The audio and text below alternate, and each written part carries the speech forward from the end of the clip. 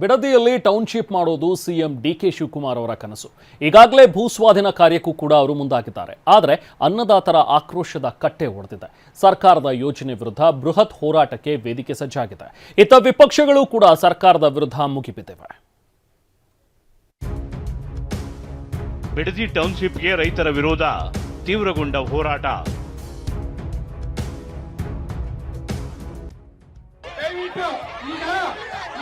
ಯಾವುದೇ ಕಾರಣಕ್ಕೂ ರೈತರು ಭೂಮಿಯನ್ನು ಕೊಡಲ್ಲ ಅಂತ ಕೇಳ್ಕೊತೀವಿ. ನಮ್ಮ ಭೂಮಿ ನಮ್ಮಕ್ಕೂ ನಮಗೆ ಮಾಡಬೇಡಿ ಅಂತಾನೆ ಕೇಳ್ಕೊತೀವಿ.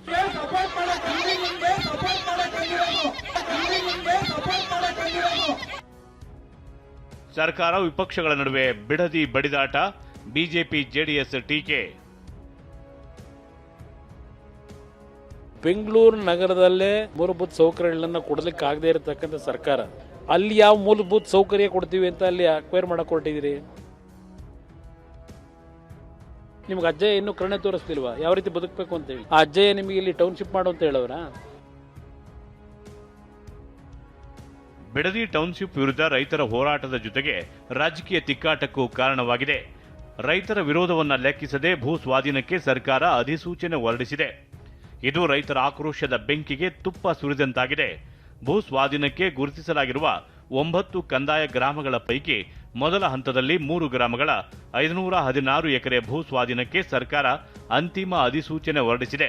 ಅಂದರೆ ರಾಮನಗರ ತಾಲೂಕಿನ ಕೆಂಪಯ್ಯನಪಾಳ್ಯ ಗ್ರಾಮದಲ್ಲಿ 384.2 ಎಕರೆ, ಮಂಡಲಹಳ್ಳಿ ಗ್ರಾಮದಲ್ಲಿ 71.13 ಎಕರೆ ಹಾಗೂ ವಡೇರಹಳ್ಳಿ ಗ್ರಾಮದಲ್ಲಿ 63.10 ಎಕರೆ ಭೂ ಸ್ವಾಧೀನ ಪ್ರಕ್ರಿಯೆಗೆ ಸರ್ಕಾರ ಅಂತಿಮ ಮುದ್ರೆ ಒತ್ತಿದೆ. 7,481 ಎಕರೆ ಪ್ರದೇಶದಲ್ಲಿ ಟೌನ್ಶಿಪ್ ನಿರ್ಮಾಣಕ್ಕೆ ಪ್ಲಾನ್ ಮಾಡಿದ್ದು ಸುಮಾರು 18,133 ಕೋಟಿ ವೆಚ್ಚದಲ್ಲಿ ಯೋಜನೆ ಹಾಕಿಕೊಳ್ಳಲಾಗಿದೆ.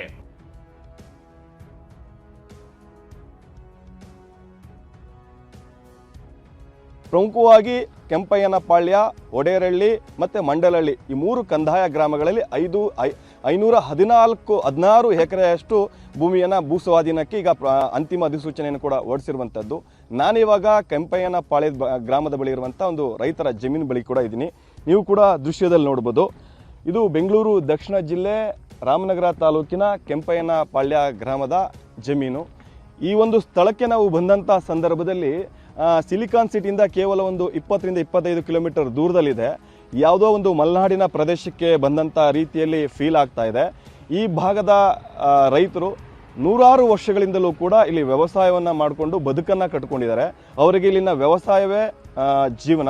ಪ್ರಮುಖವಾಗಿ ವ್ಯವಸಾಯದ ಜೊತೆಗೆ ಹೈನುಗಾರಿಕೆ ಮತ್ತು ರೇಷ್ಮೆಯನ್ನು ಕೂಡ ಮಾಡ್ತಾರೆ. ದೃಶ್ಯದಲ್ಲಿ ಕೂಡ ನೋಡ್ಬೋದು, ಒಂದು ಕಡೆ ರೇಷ್ಮೆ ಸಾಕಾಣಿಕೆ, ರೇಷ್ಮೆ ಬೆಳೆಯನ್ನು ಮಾಡೋದಕ್ಕೆ ಇಲ್ಲಿ ಹಿಪ್ಪುನೇರಳೆ ಗಿಡಗಳನ್ನೆಲ್ಲವನ್ನೂ ಕೂಡ ಬೆಳೆದಿದ್ದಾರೆ.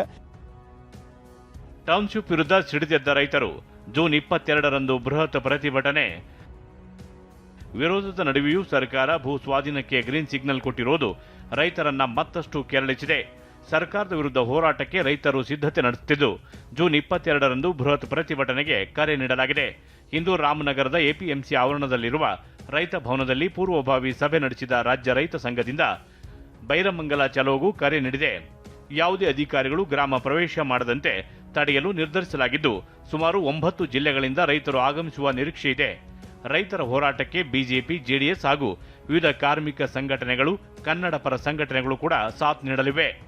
ಬಿಡದಿಯ ಬಿಜಿಎಸ್ ವೃತ್ತದಿಂದ ಬೈರಮಂಗಲ ಗ್ರಾಮದವರೆಗೂ ಬೈಕ್ ರ್ಯಾಲಿ ಕೂಡ ಹಮ್ಮಿಕೊಳ್ಳಲಾಗಿದೆ.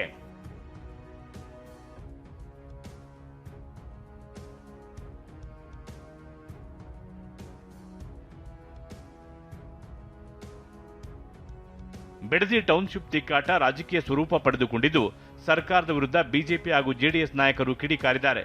ಬೆಂಗಳೂರಿನಲ್ಲಿ ಸಿಎಂ ಡಿಕೆ ಶಿವಕುಮಾರ್ ವಿರುದ್ಧ ಕಿಡಿಕಾರಿದ ಕೇಂದ್ರ ಸಚಿವ ಎಚ್.ಡಿ. ಕುಮಾರಸ್ವಾಮಿ, ದಿನ ಅಜ್ಜನ ಬಳಿ ಹೋಗ್ತಿರಲ್ಲ, ಅಜ್ಜಯ್ಯ ನಿಮಗೆ ಯಾವ ರೀತಿ ಬದುಕಬೇಕು ಎಂದು ಕರುಣೆ ತೋರಿಸಿಲ್ಲ, ಟೌನ್ಶಿಪ್ ಮಾಡಿ ರೈತರನ್ನ ಒಕ್ಕಲೆಬ್ಬಿಸಿ ಅಂತ ನಿಮಗೆ ಅಜ್ಜಯ್ಯ ಹೇಳಿದ್ದಾರಾ ಅಂತ ಪ್ರಶ್ನಿಸಿದ್ದಾರೆ. ಅಲ್ಲದೆ ಜೆಡಿಎಸ್ನಿಂದ ಕಾನೂನು ಹೋರಾಟ ಮತ್ತು ಪ್ರತಿಭಟನೆ ಎರಡಕ್ಕೂ ಸಿದ್ಧರಾಗಿದ್ದೇವೆ ಅಂತ ಎಚ್ಚರಿಕೆ ಕೊಟ್ಟಿದ್ದಾರೆ. ರಾಜಕೀಯಕ್ಕೋಸ್ಕರವಾಗಿ ಹೋರಾಟ ಅಲ್ಲ. ನಾನೀಗಾಗಲೇ ನಿನ್ನೆನೂ ಸಹ ಹೇಳಿದ್ದೇನೆ, ಫಲವತ್ತಾದಂಥ ಭೂಮಿನ ಇವತ್ತು ಭೂಸ್ವಾಧೀನ ಮಾಡ್ಕೊಂಡು ಏನು ಸಾಧನೆ ಮಾಡ್ತೀರಿ? ಇದೆಲ್ಲ ಒಂದು ಭಾಗ ಬಿಟ್ಟುಬಿಡಿ. ಇವತ್ತು ಅಲ್ಲಿ ಇದರ ಅವಶ್ಯಕತೆ ಏನಿದೆ?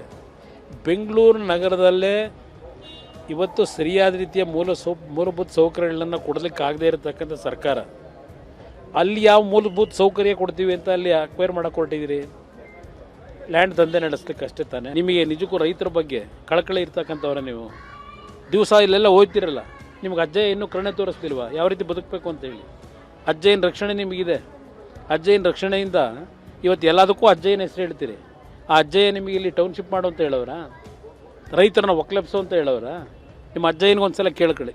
ಹೋರಾಟ ಒಂದು ಕಡೆ ಪ್ರತಿಭಟನೆ ಮಾಡ್ತಕ್ಕಂಥದ್ದು, ಶಾಂತಿಯುತವಾಗಿ ಪ್ರತಿಭಟನೆ ಮಾಡೋದು ಒಂದು ಭಾಗ. ಇವತ್ತು ದೇಶದ ವ್ಯವಸ್ಥೆಯಲ್ಲಿ ಕಾನೂನಿದೆ, ನ್ಯಾಯಾಂಗ ಇದೆ. ನ್ಯಾಯಾಂಗದ ಮುಂದೆ ಹೋಗಿ ಇವತ್ತು ಏನು ಇದರಲ್ಲಿ ಇರ್ತಕ್ಕಂಥ ನಿಜವಾದ ಗ್ರೌಂಡ್ ರಿಯಾಲಿಟಿ ಅದನ್ನು ನ್ಯಾಯಾಲಯದ ಮುಂದೆ ಪ್ರೊಡ್ಯೂಸ್ ಮಾಡಿ ಅದಕ್ಕೆ ನಾವು ಏನೊಂದು ನ್ಯಾಯಾಲಯದಿಂದ ಗೌರವಿತವಾದ ತೀರ್ಪನ್ನು ತೆಗೆದುಕೋಬೇಕು, ಅದಕ್ಕೆ ಹೋರಾಟ ಮಾಡಿ. ಇದೇ ವೇಳೆ ಪ್ರಿಯಾಂಕ್ ಖರ್ಗೆ ವಿರುದ್ಧ ಟ್ವೀಟ್ ಮೂಲಕ ಕಿಡಿಕಾರಿದ ಜೆಡಿಎಸ್ ರಾಜ್ಯ ಘಟಕ, ವಿರೋಧ ಪಕ್ಷದಲ್ಲಿದ್ದಾಗ ನೀವೇ ವಿರೋಧಿಸಿದ್ದೀರಿ, ಈಗ ಯಾಕೆ ಕಾಂಗ್ರೆಸ್ಸಿಗರು ತುಟಿ ಬಿಚ್ಚುತ್ತಿಲ್ಲ ಅಂತ ಪ್ರಶ್ನಿಸಿದೆ.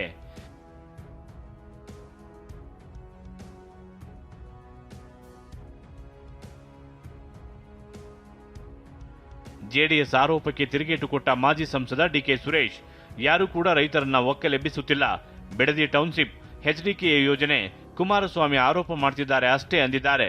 ಇದಕ್ಕೆ ತಿರುಗೇಟು ಕೊಟ್ಟ ಕುಮಾರಸ್ವಾಮಿ, ಬಿಡದಿ ಟೌನ್ಶಿಪ್ ಅವರ ಕನಸಿನ ಕೂಸಲ್ಲ, ನನ್ನ ಕನಸಿನ ಕೂಸು. ಅವತ್ತಿನ ನನ್ನ ಉದ್ದೇಶವೇ ಬೇರೆ ಇದ್ದಿದ್ದು, ಇವತ್ತಿನ ಉದ್ದೇಶವೇ ಬೇರೆ ಇದೆ ಎಂದಿದ್ದಾರೆ.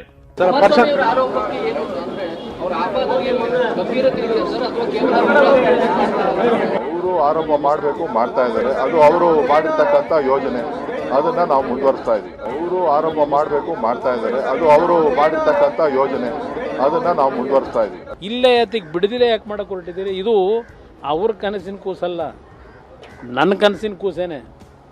ನಾನು 2006-7ರಲ್ಲಿ 5 ಟೌನ್ಶಿಪ್ ಮಾಡಬೇಕು ಅಂತ ಹೊರಟಾಗ ಇದೇ ನಿಮ್ಮ HK ಪಾಟೀಲ್ ಸತ್ಯಶೋಧನಾ ಸಮಿತಿ ರಿಪೋರ್ಟ್ ಕೊಟ್ಟವರಲ್ಲ ತೆಗೆಸಿ, ಅದೊಂದು ಜನಗಳ ಮುಂದಿಡಿ. ಪಾಪ ಕಾಂಗ್ರೆಸ್ ನಾಯಕರು ಅವತ್ತು ಕೊಟ್ಟರಲ್ಲ 2006-7ರಲ್ಲಿ. ಅವತ್ತಿನ ನನ್ನ ಉದ್ದೇಶವೇ ಬೇರೆ ಇದ್ದಿದ್ದು. ಬಿಡದಿ ಟೌನ್ಶಿಪ್ಗಾಗಿ ಭೂ ಸ್ವಾಧೀನಕ್ಕೆ ಬಿಜೆಪಿ ಕೂಡ ವಿರೋಧ ವ್ಯಕ್ತಪಡಿಸಿದೆ. ಟ್ವೀಟ್ ಮೂಲಕ ಆಕ್ರೋಶ ಹೊರಹಾಕಿದ ವಿಪಕ್ಷ ನಾಯಕ ಅಶೋಕ್, ಆಕ್ರೋಶದ ಜ್ವಾಲೆಯಲ್ಲಿ ಸರ್ಕಾರ ಭಸ್ಮವಾಗುತ್ತೆ, ಎಚ್ಚರಿಕೆ ಎಂದಿದ್ದಾರೆ. ಅನ್ನದಾತರ ಜಮೀನಲ್ಲೂ ರಿಯಲ್ ಎಸ್ಟೇಟ್ ಬಂಗಾರ ಹುಡುಕಲು ಹೊರಟಿದೆ ಅಂತ ಕಿಡಿಕಾರಿದ್ದಾರೆ.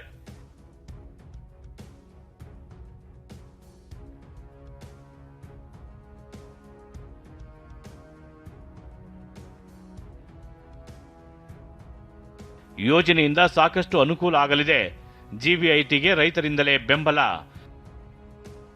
ಇಷ್ಟೆಲ್ಲ ಹೋರಾಟ, ಪ್ರತಿಭಟನೆ, ರಾಜಕೀಯ ವಾಗ್ಯುದ್ಧದ ನಡುವೆ ಬಿಡದಿ ಟೌನ್ಶಿಪ್ಗೆ ಕೆಲ ರೈತರು ಬೆಂಬಲಿಸಿದ್ದಾರೆ.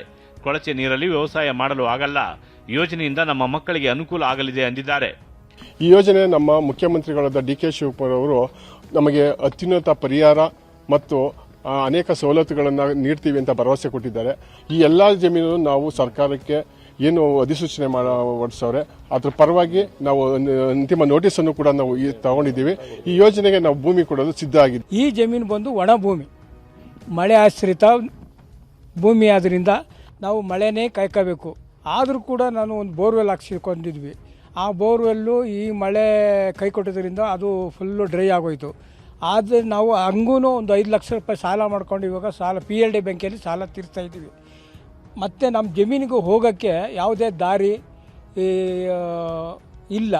ನಾವು ಈ ವ್ಯವಸಾಯ ಮಾಡೋಕ್ಕೆ ಅದು ಮಳೆ ನಂಬ್ಕೊಂಡು ವ್ಯವಸಾಯ ಮಾಡೋಕ್ಕೆ ಅದು ನಮ್ಗೆ ಸಾಧ್ಯವಿಲ್ಲ. ನಾವು ಭೂಮಿ ಕೊಡೋಕ್ಕೆ ನಾವು ನಮಗೆ ಒಪ್ಪಿಗೆ ಇದೆ. DK ಶಿವಕುಮಾರ್ ಕನಸಿನ ಯೋಜನೆ ಬಿಡದಿ ಟೌನ್ಶಿಪ್ಗೆ ರೈತರು ಮಾತ್ರವಲ್ಲ, ವಿಪಕ್ಷಗಳಿಂದಲೂ ವಿರೋಧ ವ್ಯಕ್ತವಾಗ್ತಿದೆ. ಮತ್ತೊಂದೆಡೆ ಭೂ ಸ್ವಾಧೀನಕ್ಕೆ ಸರ್ಕಾರ ಸಜ್ಜಾಗಿದೆ. ಬೆಂಗಳೂರಿನಿಂದ ಸುನಿಲ್ ಜೊತೆ ಪ್ರಶಾಂತ್, TV9 ರಾಮನಗರ.